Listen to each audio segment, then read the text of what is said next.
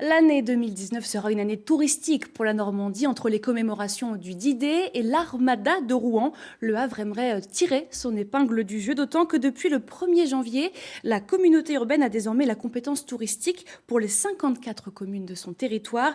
Une carte à jouer que nous expliquent Karima Saidi et Emmanuel Darcel.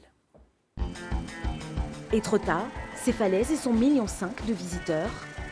À côté, le Havre, son architecture pairée et 1,2 million de touristes en 2018. Ces deux sites majeurs de la Pointe de Caux font depuis le 1er janvier partie de la même communauté urbaine. Sur le plan touristique, ils fusionnent progressivement leurs structures pour allier leurs forces. Bien évidemment, ce que nous espérons, c'est faire un renvoi de clientèle de l'un vers l'autre.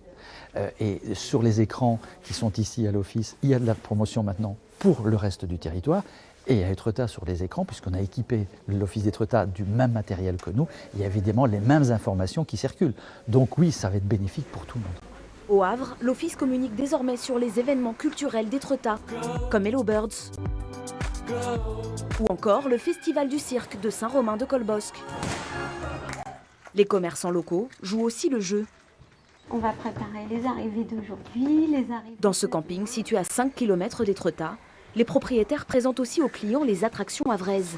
Ils espèrent ainsi les garder plus longtemps. S'ils contournent le Havre, ils vont forcément aller séjourner plutôt en Basse-Normandie et du coup s'éloigner d'Étretat. Or, plus on a d'activités, plus on a de découvertes à proposer sur le site et plus on va effectivement allonger la durée des séjours. Pour des petites communes comme Saint-Jouin-Bruneval, cette fusion touristique suscite des attentes. Le maire espère avoir un soutien financier et logistique pour gérer sa future cale de mise à l'eau, mais aussi sa plage.